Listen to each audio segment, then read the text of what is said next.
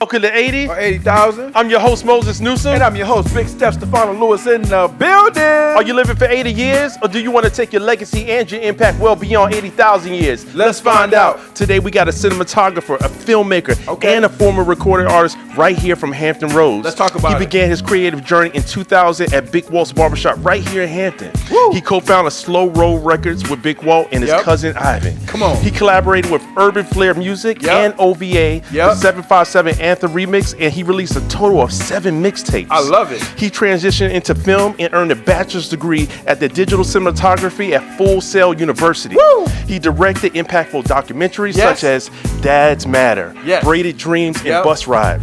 He's also a writer, a director of his original comedy, Chicken Yak. He's also directed music videos such as T-Tom, SD Pierce, and Misha the Goddess. Woo. He's known for blending music and film through authentic, culturally rooted storytelling.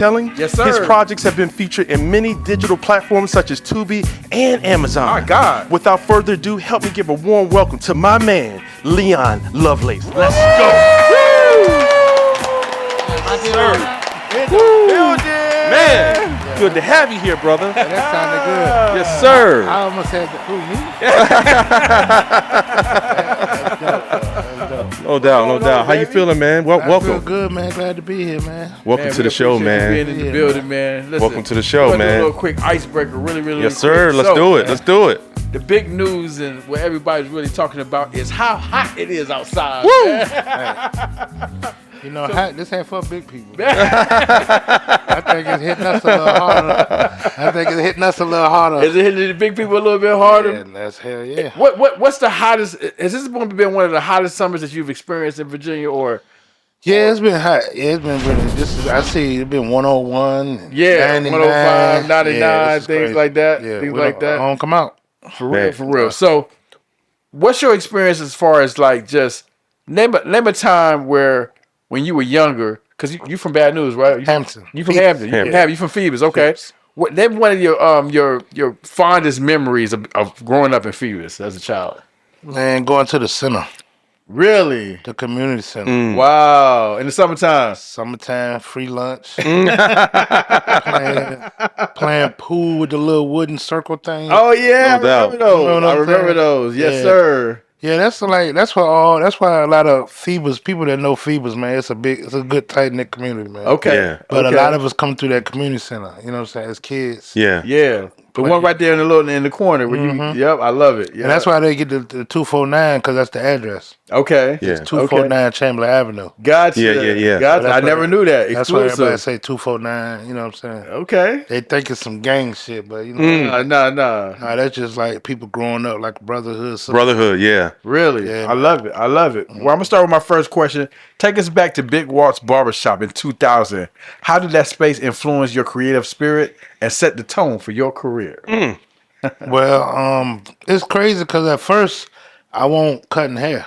Really? I was in my brother's shop. He had the shop on LaSalle Avenue. You know, That's right. Yep. where Black Mac was at. With the fish, right beside the fish restaurant. I don't know. Everybody don't know about Black Mac. Oh I yeah. know about Black Mac. Oh yeah. Yeah. Black Mac. So we had the shop right there, and I was selling oils and incense. Really? Yeah, I was in there selling oils, incense, and other things. You know what I'm saying? Yeah.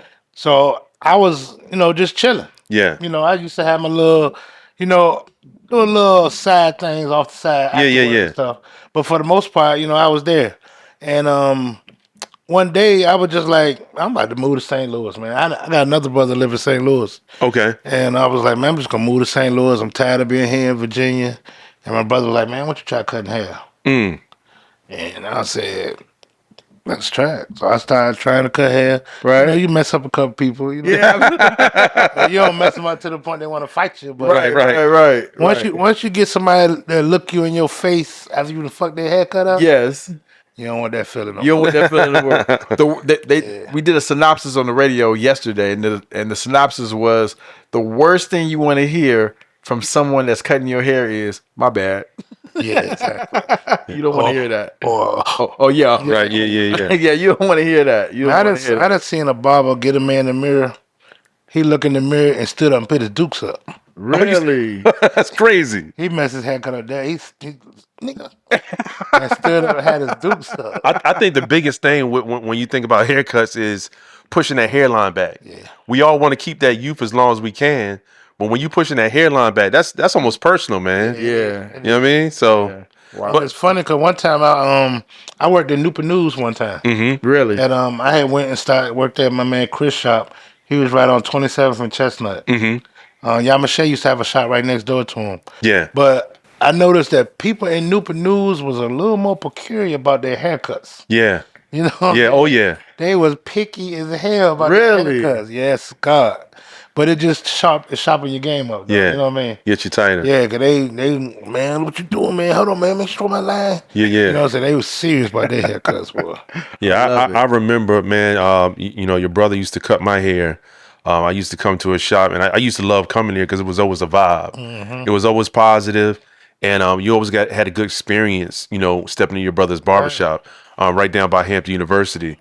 What kind of influences did Walt have on you early on? I know he got you into cutting hair, but when you think about the hip hop scene and you started Slow Roll Records and things like that, how was that environment starting to shape your career and the things that you wanted to do? See, I don't know. Like a lot of people, like old school people from here. My brother used to be in a rap group. Okay. When I was growing I up, remember that. him, Carl Mann, and Tim Watson. Carl Mann was Kemp D, and Tim Watson, they called him DJ Smash. Okay. And him, Big Walt, they was Big Walt Ski. Oh You know what wow. I'm saying? Big Walt Ski, Kemp D, and DJ Smash. Okay. They had CDs, tapes. Well, I ain't gonna say CDs, tapes. They Wow. had cassette tapes out. Really? So that was I'm 10 years behind Walt. Wow. So when Okay. he's 17, 16, I'm 6 and 7. Right. Around the house with his music. Wow. I don't know the difference from TV and stuff. I'm listening to his stuff. Right. Right. So, So he a legend to you. You know what I'm saying? yeah, Inside it was the house. jumping. I knew the songs by heart. Wow. So I used to go out rapping his songs by the time I'm 9 and 10, Wow. rapping his old That's verses dope. to people, and they thought I could rap. You know what I'm saying? Wow. Like, damn, that's dope. But I was saying some of his old verses. Yeah. and stuff. I love it. But that was like the original. That was the beginning of it. And then I used to write down raps, like songs that used to come on the radio, especially on Dawes Effects. That we got effects. I just Dawes Effects, Dawes man. Effects. That was an era right there, man. Yeah, I love it. I love it. I just had to loved know it. what that was. Right. So I had to write that whole song out. You wrote the whole song? Yeah, I still know that song. What? I wrote that whole song out word for word. You know, back then you had the tape player, you just hit the pause button. Right. Yeah. So after every line, I hit the pause, I write it down, play it, pause it, write it down. So once I seen how rap look on paper, Right. it started, because I used to start writing down my favorite songs. Gotcha. So I was like, they ain't saying shit. They wasn't saying not a Say damn this thing. shit. Right. Yeah. Right. Yeah. And everybody talk about like Dawes Face was so lyrical. Right. Man, they won't say shit. They were just tongue twisting words. I'm sticking Right. it, bum hum. I got that old pum pum, but I can fee fire your foe till it from here. Comes a Peter Piper. You remember that? Yes. Yes. We was like, yo, Yo. everybody doing the little the jump. Absolutely. Yeah, we was like, yo, they killing it. Yeah, they wasn't saying nothing.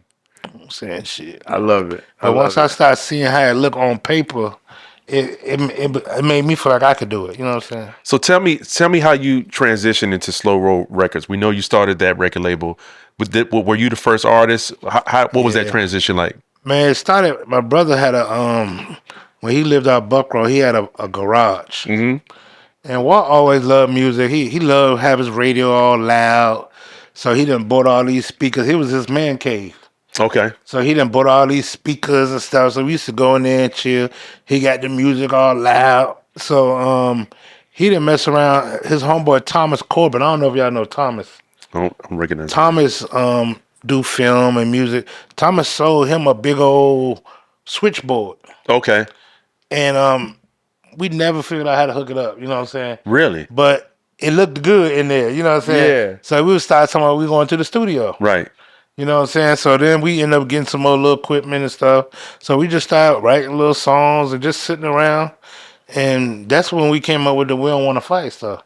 Because, you know, to be funny, I mean, it was more like trying to stop violence. Right. I don't know if you remember, like that's when Turn the Club Up. Yeah. Bowls and all that Right. stuff was out. Right. Yeah. You know, Nut when you buck. when you Right. we like, why would you want to fight? All Yeah. these girls? Yeah, all these girls are here. Man, but we as don't soon as wanna it came, fight. as soon You as know it came what on, I'm saying? everybody We wanted trying to to fight. get Right. Like, So- nah, we don't want to fight. You know. So your vision for the label, you wanted to really promote Party. something that was positive. Yeah, and the first album was called Where's Virginia. Yeah. So I was like, we're gonna put Virginia on the map because people want. My thing was a lot of rappers that was from here seemed like we was influenced by New York.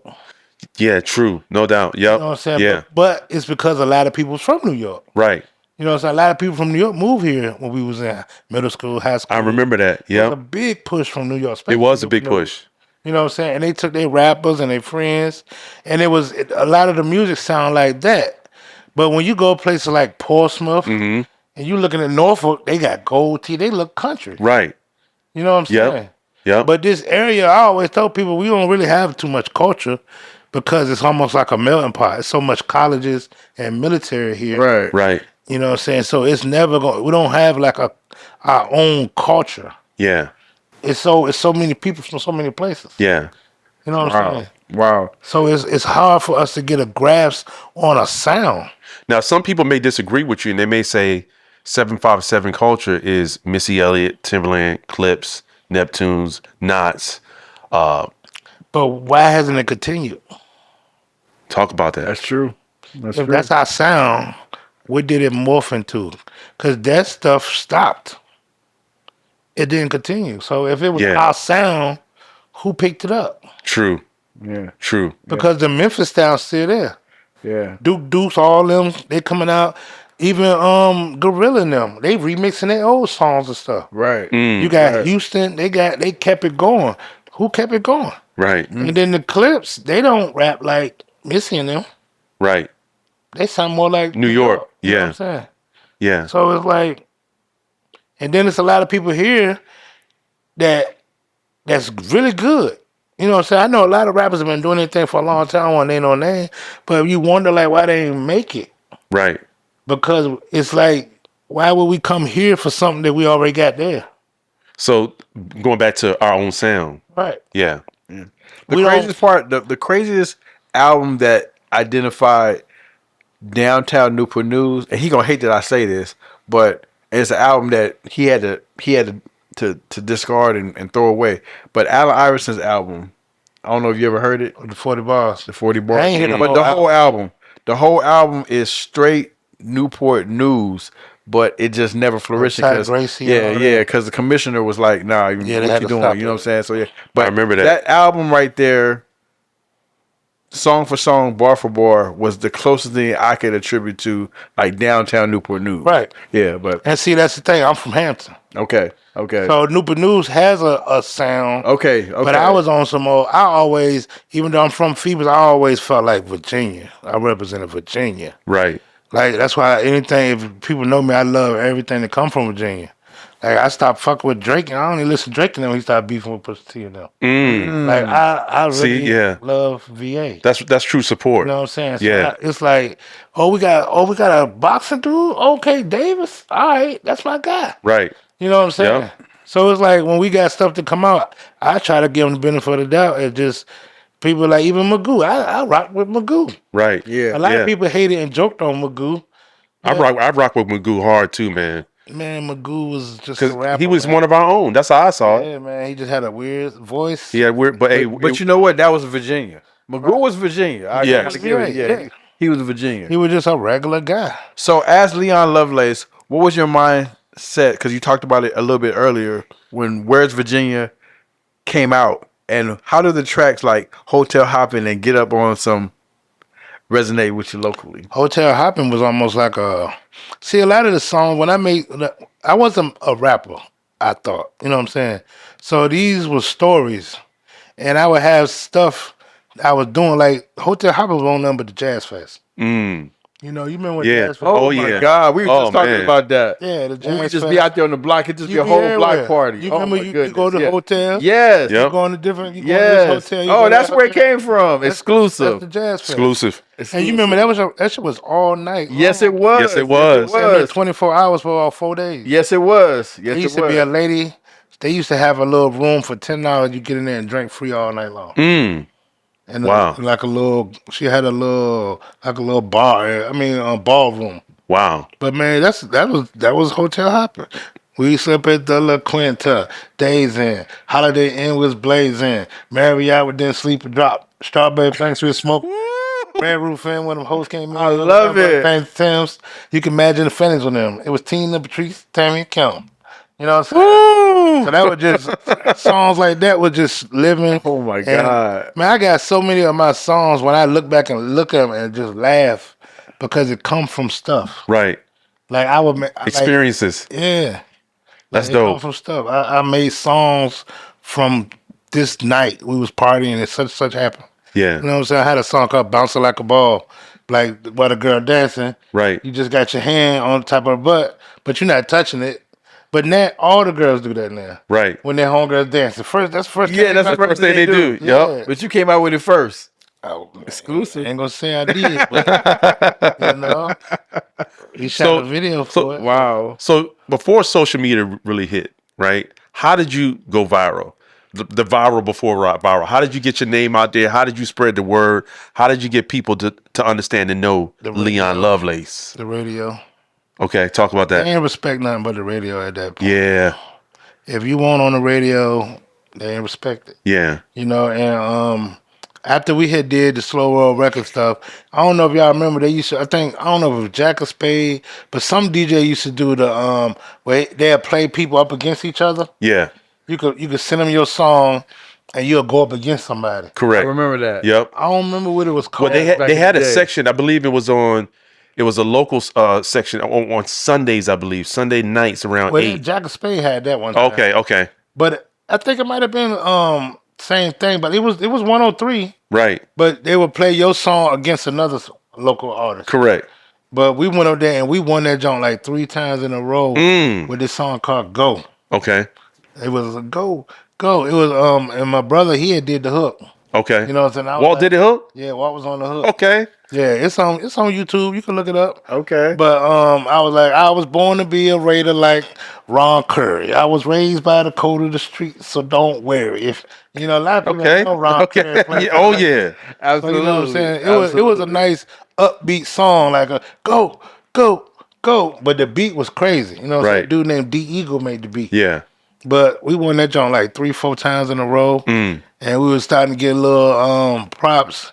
Then we had put the little see when I was doing CDs, I was calling them mixtapes, but they always original beats. Right. Okay. Point Guard, You weren't using other people's tracks. they was So all yeah, original. That's dope. And Point Guard was doing my beats. Oh really? Yeah, you see, me and Point Guard grew up together. Like I've been kicking it with Point Guard since 6th grade. Wow. Yeah, we went to Spradley together, and it's about 8, 9 of us, man. We used to go to clubs every weekend. Yeah. With fake IDs and stuff. Before that, I don't even Shout out to Point Guard. no, man, before we was even doing music. You know what I'm saying? Point, my man Kel, Drill, Dominique, Trey, man, my man Larry. We used to ride to Norfolk Live, Picasso, Oh, I remember Picasso, Upper man. Deck, all that Red Hot Chili Peppers. That's back when you go to the club, you ain't got but $20. Yeah, you got $20. You can get in the club. But you made it work though. We get in the club, we was good. Because we weren't with 19. Right. We weren't supposed to be in them clubs. We had fake IDs, you know what I'm saying? So let me ask you this: was there ever a point when you started to build your name, where you said, you know what, let's put our resources together and let's try to either get a distribution deal or somebody in the camp get a deal? At one point, did you ever try to get a major deal, or you always wanted to stay independent? Man, we won't even think about that, man. I was just having fun. Okay. I love You know what I'm saying? I won't even looking like. It's funny because I never looked at myself as like a major rapper. Like, Yeah. you know how people be like, man, I ain't gonna drop my CD because Nas just had a song called this. And I'm like, what? Nigga, they not gonna, you ain't got to worry about that. Some people ain't gonna see your music. You know what I'm saying? So I was making songs for local people. Yeah. I was making songs for my friends and the people that's in the community. Talking about that's why I was naming all the stuff around here. Yeah. And I was like, "Where's Virginia?" Like, this is us. This is everything ain't New York here. Yeah. And everything ain't this here. It's different stuff. Yeah. Wow. Yeah. It's like my dad from Mississippi. Really? Right, but all my life he been here in Virginia. Yeah. Gotcha. But he was country, you know what I'm saying? Right. And he just country as hell. You know Yeah. what I'm saying? And my mom never wanted us to talk like that. So she corrected us. No, don't say that. Talk like that. You know what I'm saying? So it's just like I had that country in me. You know Right. But the main basis of my music was like partying because that's what all we did. We used to like to go out to clubs. Yeah. No doubt. So I won't never no beef type dude. You know what I'm saying? So before social media, how did you create the viral energy around your music in the 757 community? Just through the radio. Like when we were just doing a lot of little shows. Like I knew a lot of DJs and stuff. So it was like team party. I don't know if y'all know Big L. Yes. DJ Big L? Yeah, absolutely, yeah. You know, DJ Big L had all the team parties. Oh, yeah. And he was popping. He had all the best he had all kind of boxer shorts and draws party, swimsuit, basketball shorts, and they do parties for the teenagers. And he used to have them I'm talking about packed. So he used to pay me to come perform. Big L was the first person that ever paid me to perform. Oh, really? Really? Big L paid me to perform, and I ain't ask him. He asked me. You know what I'm saying? First person paid me to perform. And he used to give me money to come and do 2 or 3 songs, and we was killing that joint. Wow. We was rocking that joint. So other people started noticing. It just was building up, and I was just having fun, man, performing and stuff. That's dope. And one day we had shooting a video, and Cyanide, Big Cy? Yeah. Big Cy and Gravy. You know Gravy? I don't recognize Gravy. What his name? Autumn Dre? Autumn Dre. He do the alkaline foods and stuff now.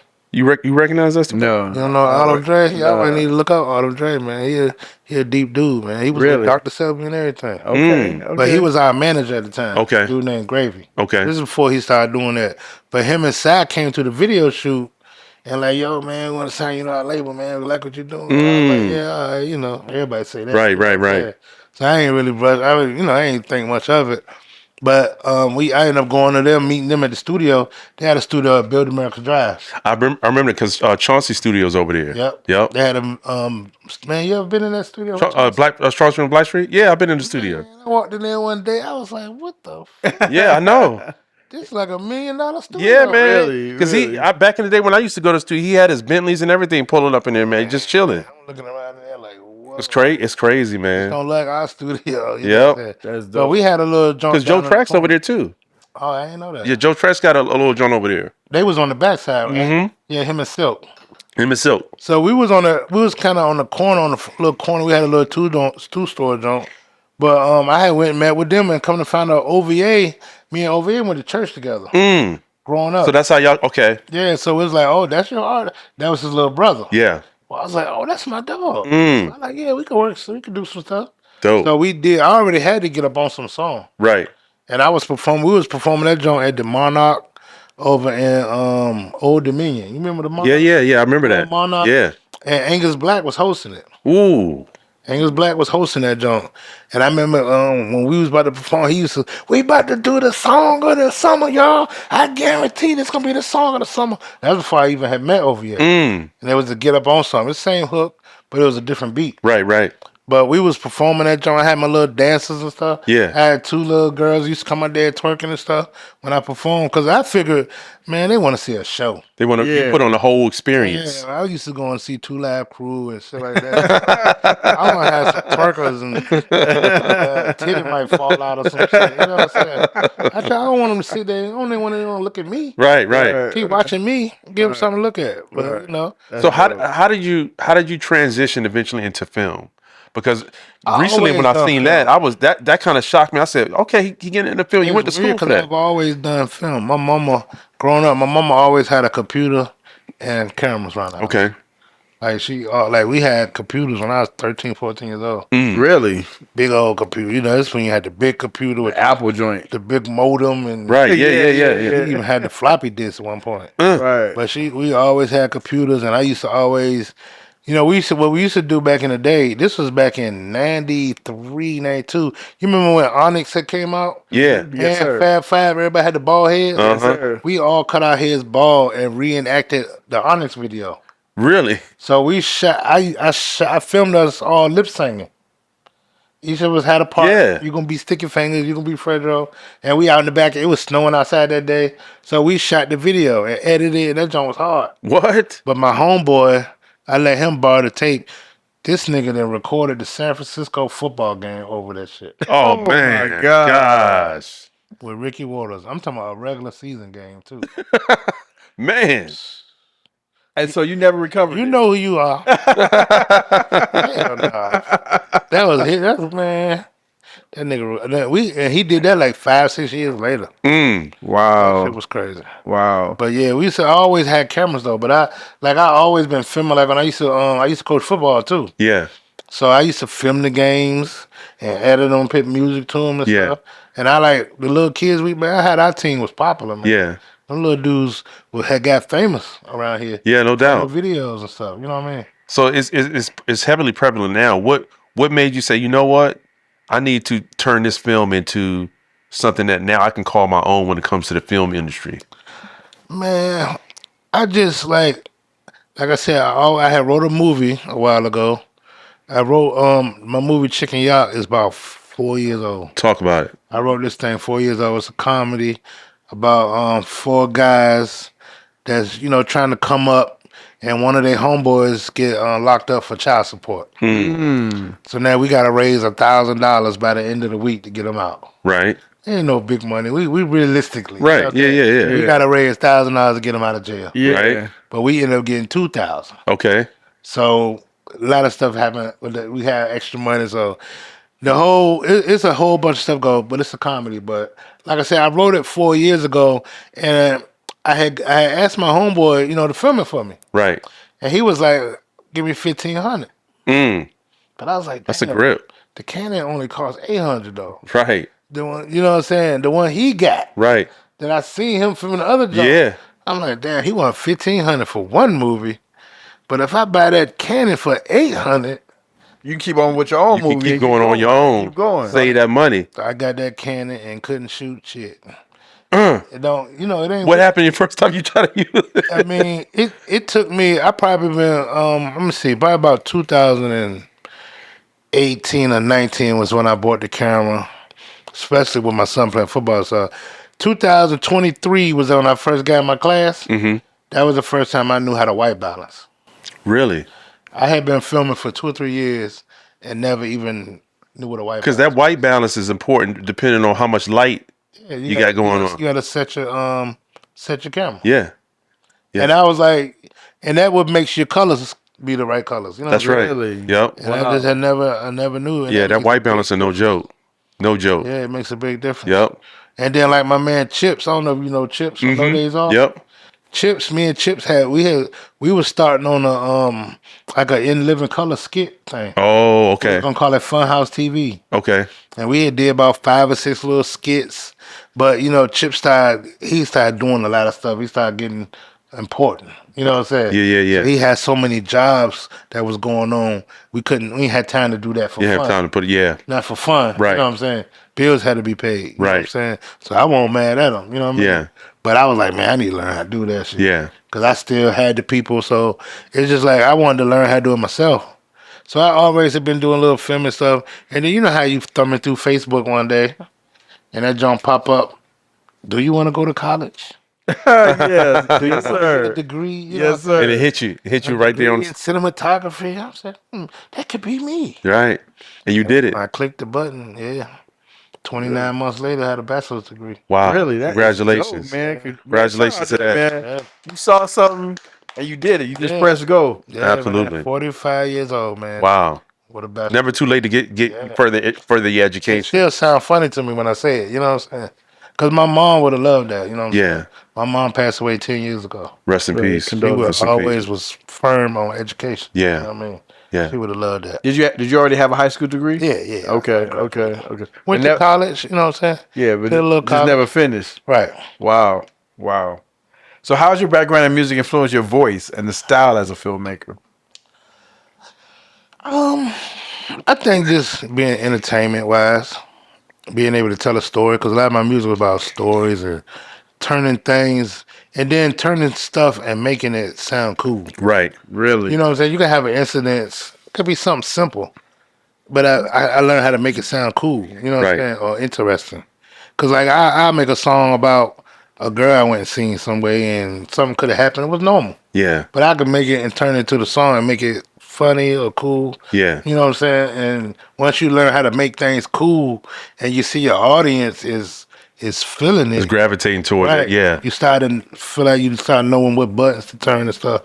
So you know what to get out of what. Well, you got a quite a few artists in the local area that you're working with, and you're giving them opportunities to be actors. Some of them had acting experience, some of them is the first time. Yeah. Now, I know that you've got some projects that you've done with Tubi and some things with Amazon. Talk to us a little bit about how those relationships work, how you were able to build relationships with those platforms and bring your talent, your vision to those platforms. Well, I just try to reach out, man, to, when you're doing stuff like that, you try to reach out to who's working. Right. They say if you when people see you doing stuff, it attracts to you. Yeah. Yeah, so I look out and see people, man. Like I got my homegirl Misha. Mm-hmm. She in the movie. You know what I'm saying? She got a part in the movie. Keita Bananas. Yeah. She got a part in the movie. You know what I'm saying? I try to get different rappers and stuff. We just got Jafari. I know you know Jafari. Yeah. Right? Oh yeah. Jafari in the movie. Flacco helping me shoot it. Yep. You know what I'm saying? So it's like, and I've done like that with my music. If you look at my CDs, I had like 10 features on the joint. Yeah.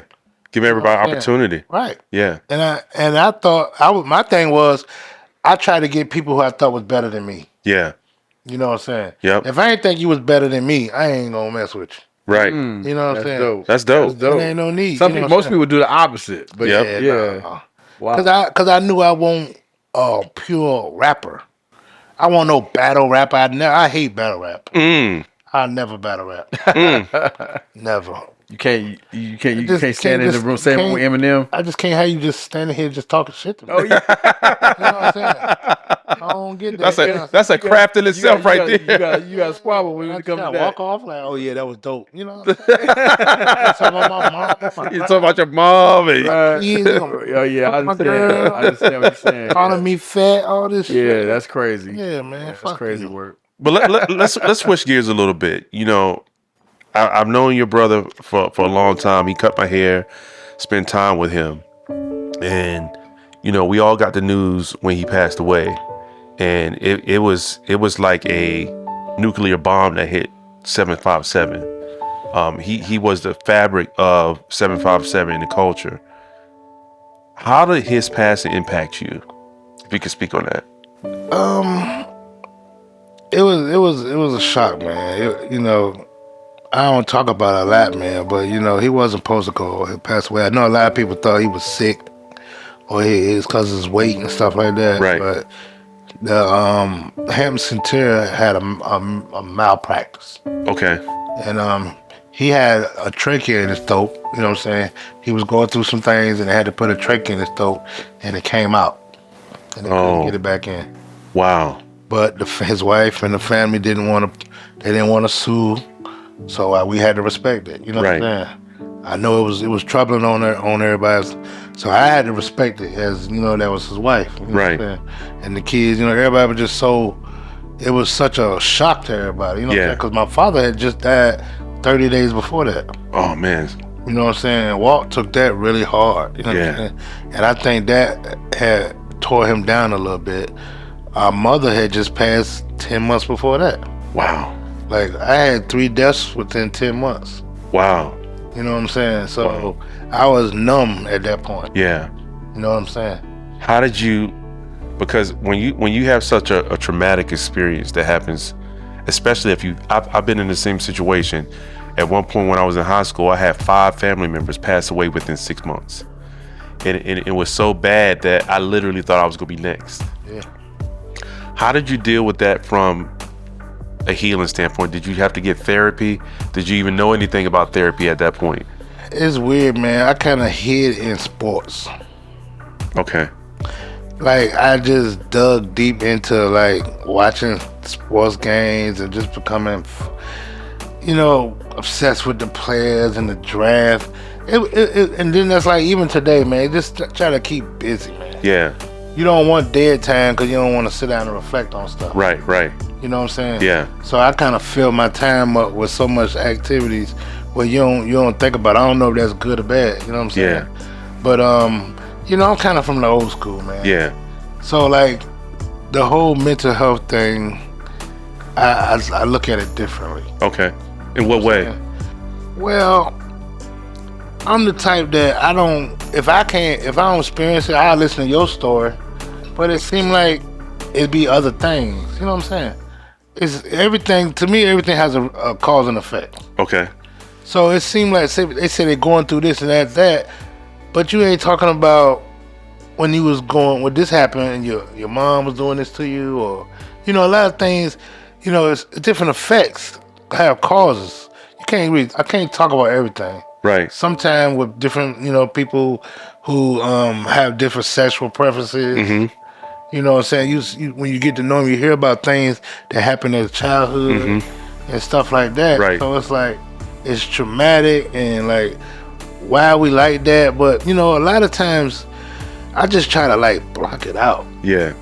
That's been my main thing, to stay busy. I guess that's why I was doing so much music and so many CDs and just trying to block it out and, pay homage. And it sounds weird. I still haven't been able to go to his grave yet. You haven't? Nah. Wow. I can't. Does that, knowing that you haven't done that, does that hurt you in some way? No, because it's like,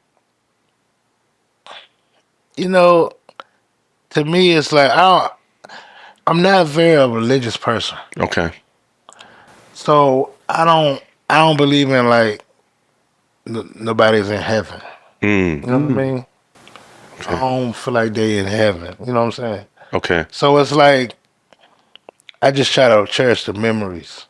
Gotcha. You know what I'm saying? And I honor and respect him. I named my barbershop after him. You know what I'm saying? Mm-hmm. And I try to do everything. I got a little beard oil named Big Waltz. Mm-hmm. So I try to keep the name alive. You know what I'm saying? But like going to the sites and it's just weird. You know what I mean? Yeah. I'm not real comfortable with that. Okay. And I just started going to my mom and dad's grave site, to be honest. Really? Yeah. Wow. I just started going to it. So why has it been easier for you to go to your mom and dad's gravesite, but you just can't go to Walt's gravesite? Because they lived their life. They died. We knew they was passing. It was okay. It was kind of different. You know what I'm saying? Gotcha. Walt's was so sudden, man. Like I was like the night before he passed away, I had went to the hospital with him. Right. I was there seeing him, and I don't know if you know at Centera, visitors can't go in like after 11 or 12 o'clock. But I used to go anyway. Cause I know I wouldn't go to the emergency part. I would go over there I think they got like the little cafeteria or something over there. Yeah, that main so part. I just sit at that door, be on my phone, chilling, just wait for somebody to leave. Sometimes I sit out there 30, 40 minutes. Just wait for somebody to leave, and when somebody leave, I go on through there and work my way upstairs. And hey, I just want to go talk to my brother for a minute. They be like, go ahead. Yeah. You know what I'm saying? Yeah. So I went there, sat down with him, and talked to him, and so he was writing down stuff. He wanted me to do because he couldn't talk much. Yeah. So when I was leaving out, I looked at his nurse. My brother a big dude. You know what I'm saying? So he's laying in the thing. He big dude. So the nurse that was there, she was pregnant. She was like 9 months pregnant. Okay. So I was thinking when I'm walking, I'm like, how can she reach him if something go down? Like, right. She don't she can do any kind of emergency situation. So I was just thinking that when I walked out the house. And then the next morning, my homeboy, knocked on my door and woke me up. I was like, man, your brother passed. So I was like, what you mean, man? I was just with him last night. Yeah. And my homeboy Trey, you know what I'm saying? And that it was, my heart dropped. Yeah. So we went to the hospital and his son, a little walk, and everybody was there because the reason my homeboy Trey knew, there was another guy from our neighborhood named J2 that got killed that night. So all the dudes from Phoebus was at the hospital. Wow. With the dude J2. Because he had just got killed. Right. So they seen my brother's wife, and that's how they had got the word out before we did. Wow.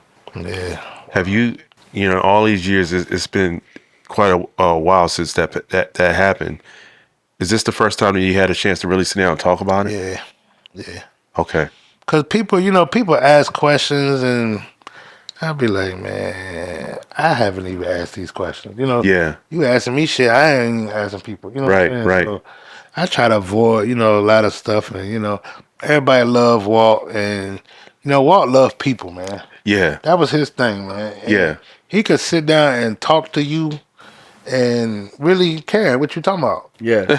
Yeah. It's hard to do, man. Yeah. Yeah. You know what I'm saying? Yeah. For each conversation, somebody want to sit there and talk to, he would really be interested. He was genuine. Your brother was very genuine. To meet people. Yeah. Yes. And wanted to get to know people and was proud to, man, I know this guy, man. He was proud to know people. Yeah. You know what I'm saying? And people love him and gravitated to him for that. Wow. So is that what you love about him the most, in how he left people, the impact and the love that he spread on this earth before he left? He was type of, and I don't know if it comes from our family, but one thing we good at is making people feel good. Yeah. He was the type of person that made you feel good about yourself. Like he would boost you up and make you a better you. Right. You know what I'm saying? You need people like that. Right. You know what I'm saying? Yeah. You come to him with an idea, some people be like, I don't know. He be like, man, try it. Yeah. He'll tell you to do this and do that, and he'll give you some game. You know what I'm saying? So I be trying to do the same thing. And it's funny because lately it seemed like a couple of his homeboys have been reaching out to me to do filming stuff. Like the documentary I did, The Bus Ride. Okay. Is one of his homeboys. Okay. Dude named Chip was Harry Smith. Yeah. Like that was one of my brother's homeboys in his last couple of years. They used to play golf together and do that. But Harry Smith, Chip, is a historian. Okay. And he's a brick mason. He do brick mason. You know what I'm saying? So we about to do the documentary we did was called The Bus Ride. It was about him going back when he was in elementary school and they took him to Williamsburg to see the plantations and stuff. Oh, wow. Did y'all remember? Y'all yeah. remember? Oh, yeah. Oh, yeah. They took us to... And that changed your life. Changed the whole perception of it. The hell, you know? Yeah. So that's what the documentary about. Dope. About his experiences and how that triggered him a life journey of seeking to know, like, what were we really doing, baby? Right. Yeah. This is their story. Right. What was we really doing? Right. So I learned so much just doing the documentary, man. Yeah. So that's what I like about that. And I'm gonna tell you another reason why I started doing film. I forgot to tell you that. I just wanted to get out the shop. Okay. That makes sense. Working in a barber shop, it's like being in working in a factory. It's like we're on assembly line. Non-stop, yeah. We are on assembly line. Right. Cutting hair. On assembly line. Next. Yep. In the same spot all day. Yeah, you feel stagnant. You'll look up and 10 years have passed by. Yep. Really? Yeah. Wow. Yeah. Ask some barbers. You'll look up in 10 years. Wow. Nobody ever put it like that. Wow. I've never heard that before. That's dope. Wow. And a lot of times on Saturdays, you at work, you missing the cookouts. People don't even call you for cookouts. Wow. You at work. So you start missing little stuff. You know what I'm saying? Right. And then, but the thing about it, you got to become a manager of your money too. Yeah. You got to learn how to manage your own money. Yeah. Entrepreneurship is no joke. Yeah, it's not just, yeah. Wow. So we're going to play a little game real quick. It's called Greatest of All Time. All right. You ready? Sure. Let me get a sip right there. Let me take one too. Let me get a sip. Y'all know this vodka that right there. Acting like it's water. Nah, it's water. So this is Greatest of All Time. We just talking about high school. That's it. Uh-oh. Just high school. Yeah, you strap on the seatbelt. We ain't talking about beyond high school. We ain't talking about before. We just talking high school, okay? We talking about greatest of all time. We talking about impact, points, what they did for the community, how good they were, their swag, everything. Greatest of all time, all right? Joe Smith, Michael Vick, Allen Iverson, Ronald Curry. Woo! No, he's about to hit with the Ronald Curry. I think it's a tie. It's a tie. Only because you said two words. You said swag. Swag. And any kind of style and impact. Yes. Is Iverson. But everything else is Ronald Curry, man. Really? Okay. As far as like, well, you know what? See, Iverson was basketball. He's our GOAT in basketball. We talking about high school overall package. Overall package. We ain't talking about. We just talking about over. It can be football, basketball, whatever. Overall we package. About everything. Overall package. What they did for the sports world. High school. That's it. Just high school. I gotta say Ronald Curry, man. Ronald Curry. Okay. Why? For one, he was the #1 player in the nation in football and basketball. Yes, he was. Yes, he was. Yes, he was. Hampton Crabble was #1 team in the nation that year. Yes, they were. He brought ESPN to Victoria Boulevard. He did At Big Mom House. Really? Yeah. Exclusive. I never heard this story. The NFL Films did a special on him, and they came to Big Mom House. I didn't know that. Yeah. Wow. That's and you know the McDonald's All-American game was at Hampton High School. Yes. We know about that. We know about that. He won that. Yeah. And was the MVP of the McDonald's All-American. Yes, he was. Yes, Have you ever looked at that list of MVPs? No. Man, look at the list of MVPs one day. It looked crazy. Kobe Bryant, Kevin Garnett, Vince Carter, Ronald Curry, Steph Curry, all NBA greats, right? Yeah. And Ronald Curry. Ronald Curry. That's crazy. That's dope. That's dope. Crazy. Yeah, Ronald Curry, #1. Ronald was the man when his junior year. That's when they was really crazy. His junior year. His senior year, he was hurt a little bit, and he was already gone at that point. Right, but he played games where he won't even get tackled, man. I know, bro. Stop. Oh man. No, for real, he wasn't. I heard we had an interview. They said nobody could touch him. Remember? You said nobody could touch him. And he had a long stride. He didn't look fast. Yes, but he's covering ground because he had a long stride. Wow. So when normally you see somebody running around the corner, you see the feet taking a lot of steps. He didn't took 3 steps and he didn't went 10 yards. Jeez. You know what I'm saying? Because he got a long stride. Wow. So he'd take off on you, man. Wow. And he had so much wiggle, man. But I'm going to tell you where that came from. And this is my opinion. Go ahead. Shell Road. You know, y'all grew up on Shell Road. I lived on Shell Road. Yes. It was that little crew they had was Hampton and Kickertown.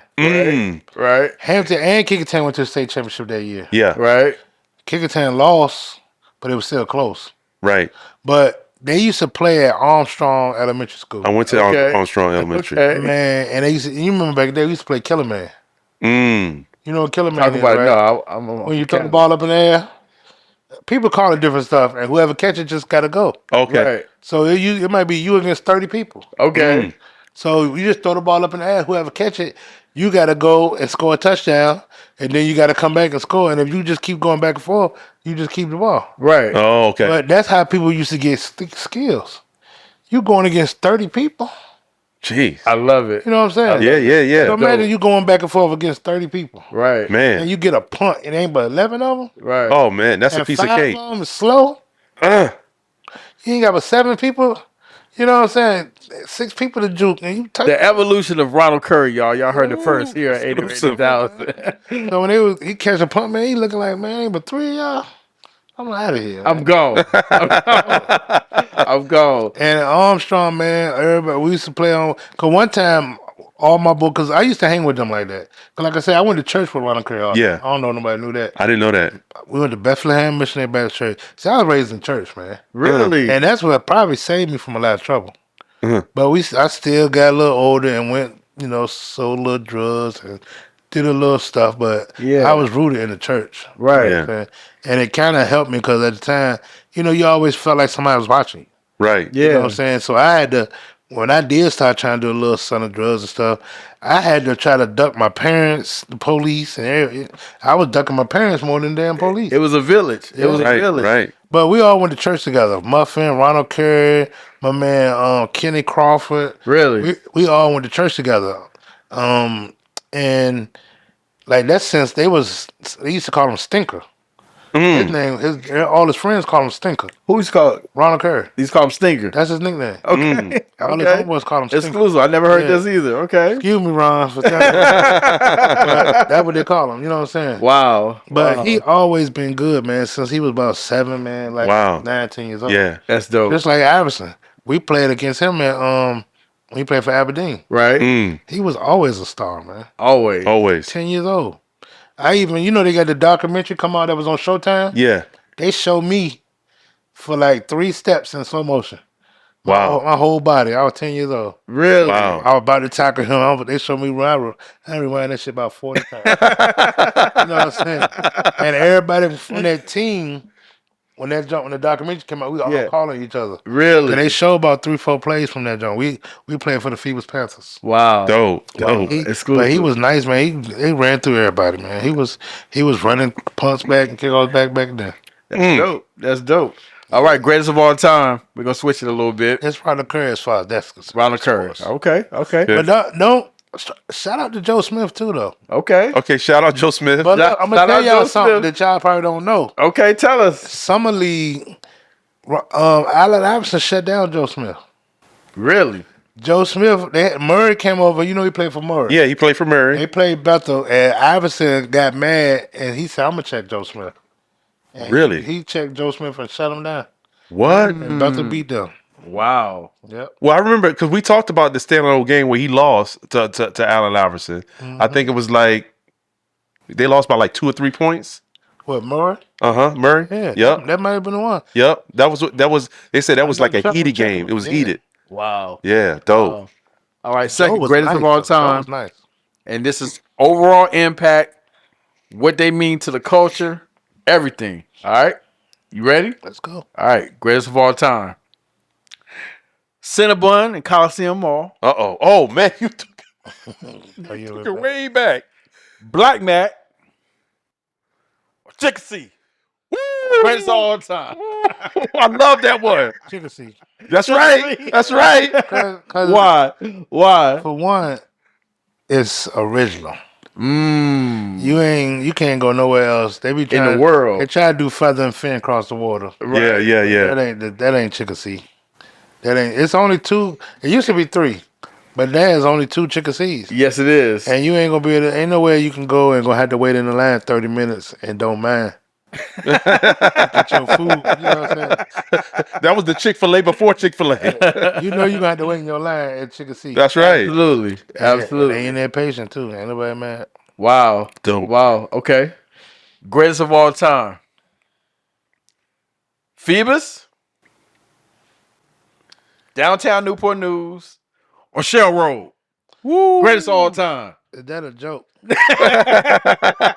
I'm from Phoebus. You know what I'm saying? You can't be biased. Greatest of all time. Phoebus. Phoebus. I don't understand how I couldn't. I don't know what to say. Now I love Newport News. Don't get me wrong. You know, we worked in Pellis. We had a shop in Pellis Village. Y'all did. Yeah, we That's was in dope. Pellis Village and we was on Buxton. Let me ask you a question. Did you know my cousin Jamel Dennis? Yeah. Jamel was my quarterback. That's my first cousin. I didn't know that. Yep. Jamel, Steven Dennis, Steve. all of them. I still talk to Steve every once in a while. Yeah, that's my cousin. That's my first cousin. Boy Trey. Yep. But Jamel was our quarterback when I played JV at Phoebus. Oh wow. We won the championship with Jamel. Let me tell you something, man. When he got killed, I never forget because my best friend got killed. He died like a month before I got the news about Jamel. I never forget. My dad called me. He said, "Your cousin is gone." You gotta understand. Me and Jamel, in Paul's, we used to take baths together. We was in the same bathtub. Like that back there. You know what I'm saying? And when I got that news, nobody couldn't tell me that I was gonna be next. He got killed right after his he won a game at Phoebus. Mm-hmm. And from what I understand, they went to rob him. They hit him with the back of the gun, went off, and he had like $2.33 in his pocket. Yeah, he was a basketball player. They had no money, man. And you know Waddell? Do you know Waddell? Yeah, of course. Yeah. I still see Waddell all the time. But Really? I'll tell you something really weird. I don't know what day that happened, but the exact week later, me and my homeboy Beck, he had stole his dad's car, and we riding around the town joyriding, and we seen Waddell walking, so we picked Waddell up. Uh-huh. We got in the car with Waddell and probably got from here to the window over there and got in a car accident. What? And they had Waddell in the back of the police car, and Waddell was banging his head. He was still gone from that other situation. Yeah. And he was just crying like, man, I can't believe I'm back in this. You know what I'm saying? Yeah. Police again. You know what I'm saying? Yeah. And it was like, man, it was exactly the week after that. But like I said, Jamel was my quarterback, man. Wow. You know what I'm saying? And I was playing left guard. You know what I'm saying? And we was nice that year. We went like 9-2 that year. Wow. And we tied with Hampton and got the JV championship. Man. That was my brother, man. Wow. Yeah, Jamel was a cool dude. That was my brother, man. He was a really cool dude. Everybody loved Jamel, man. That guy was rough, man. Yeah. That was the first funeral I ever been to. Really? Yep. Wow. Jamel was like the first person close to me to ever pass away. Wow. Really? Mm-hmm. Wow. That's crazy, man. We was like 15, 14, 15. Yeah. You know what I'm saying? He was my brother, man. He was my brother, man. All right. Last but not least, greatest of all time. And this is overall impact, everything, what they did for the culture, bar for bar, bat for bat, your favorite, but not just your favorite, but it's got to be greatest of all time. All right? You ready? Mm-hmm. All right. The Moonlight.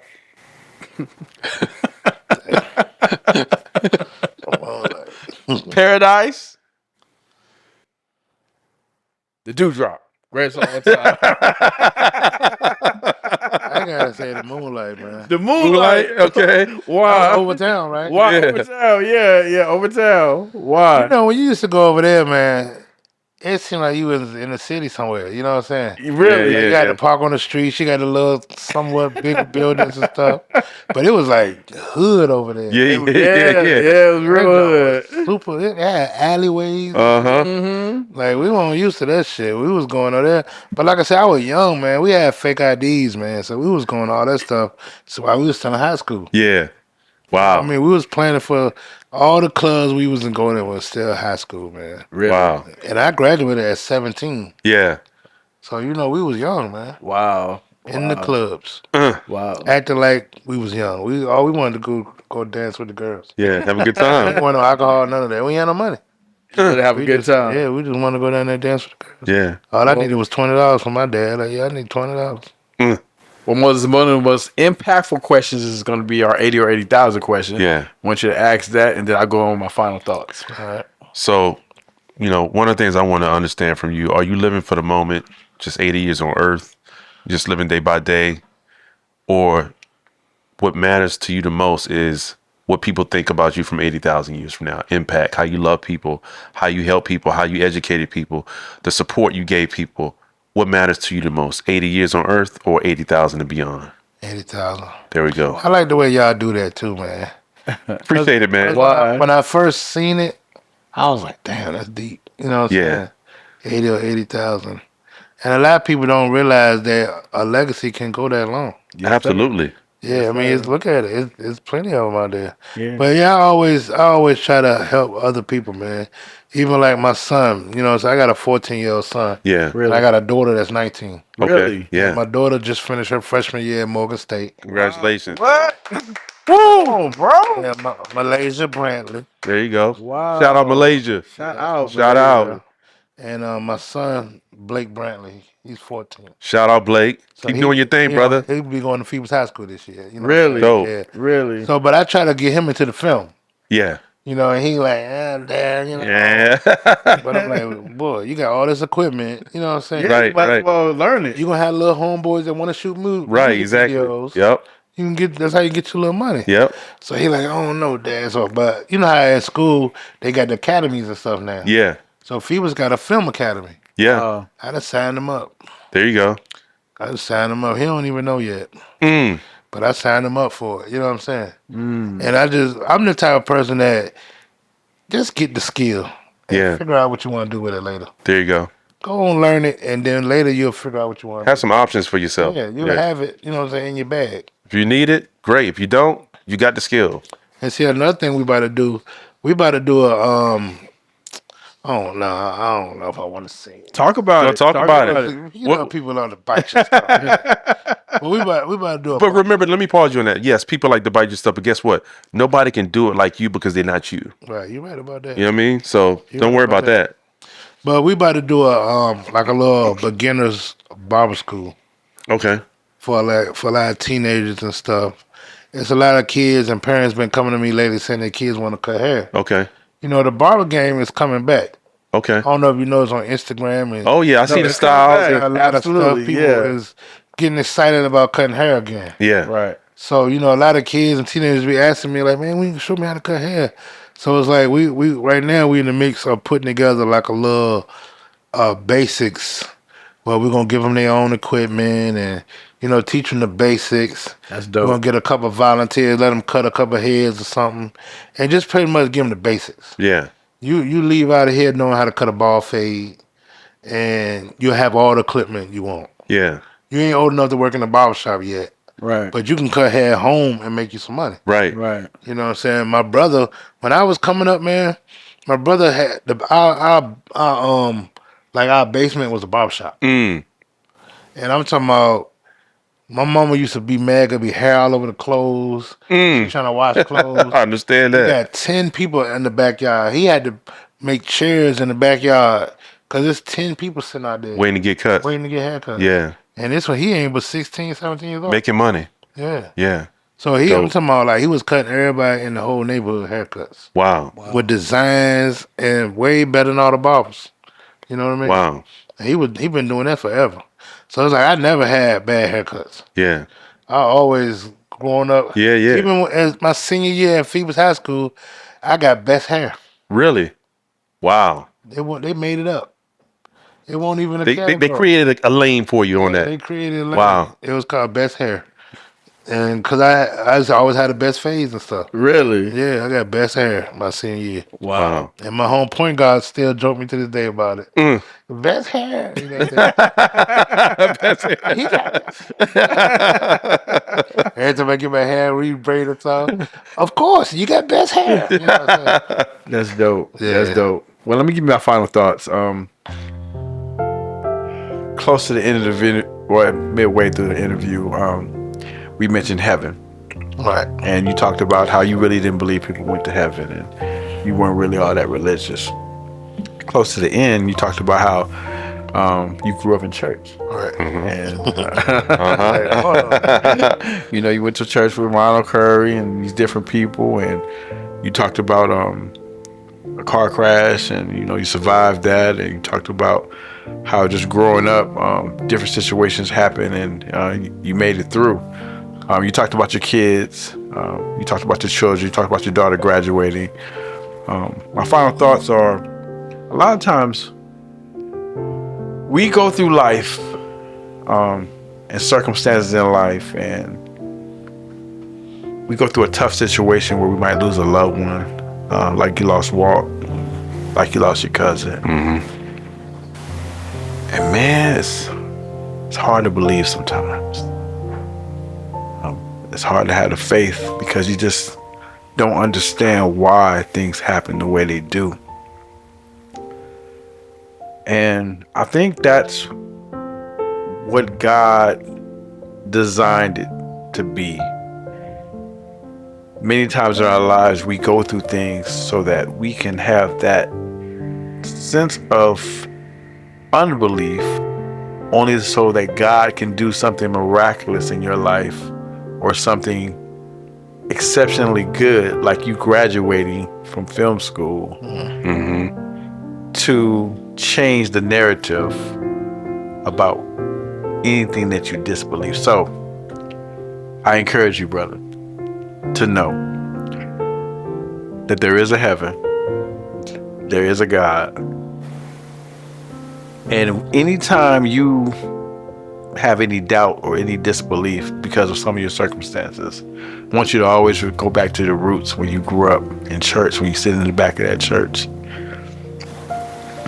and know that God has been pacing you over this time to get you to where you are right now. And it's nothing but God. I see all the God in you. So y'all make some noise once again for the one and only Leon Lovelace. Let me say one quick thing. Let me say one. I want you to say it. I want you to say All right. it. Now, I know it might sound weird, but I do believe in God. You do. Right. I got you. But I look at it different. Got you. And what I am is I'm kind of caught up in science right now. All right. Where I'm learning that things happen for a reason.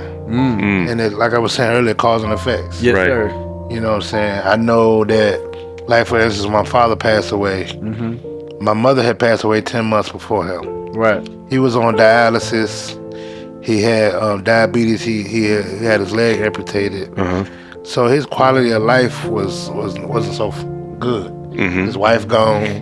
You know what I'm saying? She was his everything. You know what I'm saying? They've been together forever since I was a little kid. You know what I'm saying? Grew up with both parents. Right.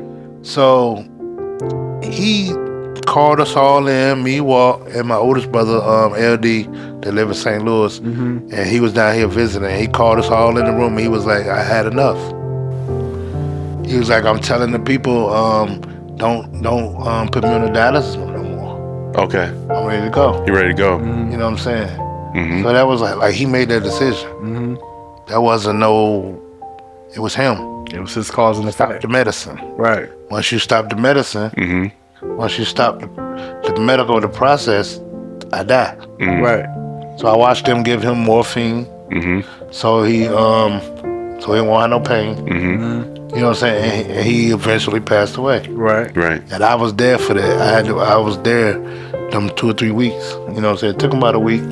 Yeah. You know what I'm saying? But I seen him gradually, you know, losing consciousness and to eventually he took his last breath. Yeah. So that right there kind of changed my way of looking at a lot of things. And it wasn't about no faith. It wasn't about how nobody felt. Prayer, only prayer I could have did was to change his mind to let them keep giving him the medicine. Right. But as far as that, like it make me feel like everything has a reason, a cause and effect. Okay. So it's not like I felt like I'm questioning God or nothing like that, because I feel like there's a higher power, and it had to be some kind of creator to this thing. You know what I'm saying? I say thank God, and you know what I'm saying, God bless you. When you prayed, I said amen. Yes, sir. You know what I'm saying? Yes, but sir. it's like I just don't believe. I don't believe in the. I don't want to say it's too much. Say it. I don't believe in the Bible. I don't believe that the Bible was written by God. Because I've wrote stuff on paper before, so I know how that works. Right. I could write something and say, "Yo, I've been inspired by God."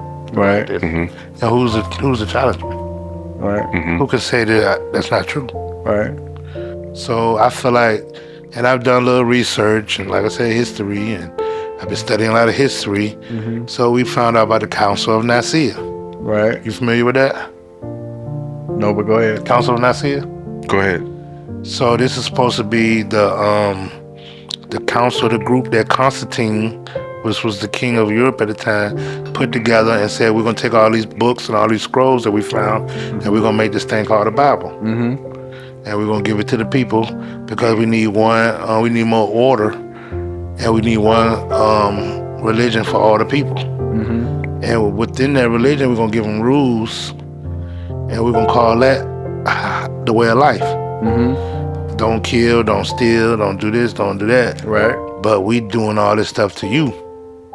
The people who enforce the laws, the government, the Bible, the religion, all the things they're telling you not to do, they do it to you. You know what I'm saying? And the church I grew up in, I was behind the scenes. Right. I was the usher. I was in the choir. Right. So it became like we was putting on a show for the people. Okay. And the practices when we was coming on the weekdays, I was seeing how they really act. The deacon cussing, the other ushers, they little freaks. Right. You know what I'm saying? Yeah. And I don't know if that kind of poisoned me, but I still believe in the churches, like my homeboy Dwight. Dwight Riddick. Really? They're good people. Right. So they can have a good church and it can work. Right. Because you got good people. Right. When you got good people that's really out for the people, trying to help people, I feel like it can work. Gotcha. But you know me, I'm just not religious, but you wouldn't know that by talking to me. Right. Yeah. Some people say, well, you ain't with God, you gotta be with the devil. Right.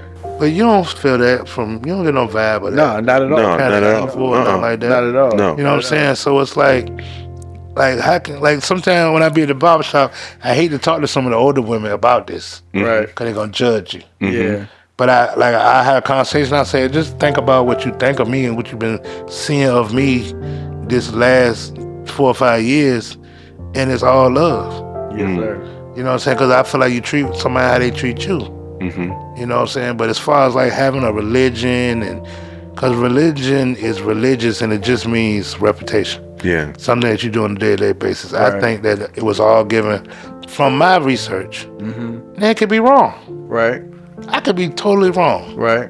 But this is what I've researched and this is what I've studied. That's your perspective. This is the conclusion that I have. Right. So I'm just gonna roll with What was it called real quick? Because we got to go. What was it called real quick? We could talk about this all day. The Council of Nicaea. The Council of Nicaea. So I wanna conclude with this. The Council of Nicaea. You know what? That could be absolutely correct. And it could be wrong. That could be made up. That was my next point. But we don't have proof of none of this. That was my next point. It could be right. It could be wrong. Right. The Bible teaches us, don't take nothing away from this book. Don't add nothing to it. Jesus Christ is the truth, the light, and the way. Now, I say this to you. What an old man said to me when I was 4 years old, 5 years old. I said, man, how we know it's a God, whatever. The old man said, little young trooper. He said, a lot of people say it could have been an explosion and we all was just here and everything. We just living aimlessly here. He said, so when you pass away, you could be right. We just pass away. He said, but what if you're wrong? What if there is a Jesus? What if you do got to stand in front of him? And what if you do have to have an account of, did you accept Jesus Christ as your Lord and Savior? I, as well as the brand of 80 or 80,000, we'd rather be on the right end. Right. I feel that, but I don't want to go with it because of that. Okay. Because that's not believing. Okay. That's scared to fail. Or scared of the repercussions of what you believe. And if I feel like if I'm not all the way in it, because to me it's all about a mindset. Really? Because like, you know how they say you could be a murderer, killer, and all that stuff all your life. But in the end, if you believe in God, you confess your sins, and you take God as your savior and do that, you're supposed to make it to heaven. Right. So what's that? That's a mindset, ain't it? That ain't nothing but a mental thing. Right. So you telling me if I'm mentally on the court, I can do what I want to do? So that means I could do what I want to do based on the way I'm thinking. So who else knows how you think but you? So you saying God knows? So God can read 88 billion minds at one time? Well, I'm going to stop you right there. That's weird to me. I'm going to stop you right there. First of all, the reason why God is because he can do that. However, God is not looking at nobody's thoughts or their mind. God is looking at everyone's heart. And see, that's another thing. To me, a heart pumps blood. You know what I'm saying? A heart is an organ to me. Right. I look at the brain as everything. I look at the heart as the brain. I don't look at the heart as a thing. It's cute, you know what I'm saying, when people say, you know, they do the little heart thing. But I feel like everything comes from the brain. Right. The heart is just a vessel that pumps blood. So I'm going to give you one more thing. And we got to go. We got to go. I'm going to give you one more thing. We got to go. When I was younger, I couldn't have been no more. How old was I? I want to be honest. I was 20. I went into this Mexican neighborhood. Wasn't supposed to be there. I had a girlfriend in the Mexican neighborhood. And right then, this time, Mexicans and blacks, they was beefing with each other. It was just a whole blacks against Mexicans. Dropped the girl off. Long story short, got a knock on the window at the car door. Rolled the window down. I had one of them, you know, you roll the window down. Rolled the window down. Mexican put a gun in there and he shot me in the head. Bullet came in my head. Now, to contradict what you just said, I told the girl, she like, oh my God, you've been shot. I said, listen, relax, calm down, go in the house, call 911. 911 police got there, took me to the hospital. I blacked out for about an hour or two. They revived me, got the bullet out. You wanna know what the doctor said? What? He said that for a couple of seconds you went brain dead. But what kept you going was your heart. Thank y'all for joining 80 or 80,000. Oh my God. Woo! Got the one and only. That was dope though, man. All right. That was dope. Y'all have a good night. I appreciate y'all having me, man. We enjoyed it, brother. And this is what we do here, man.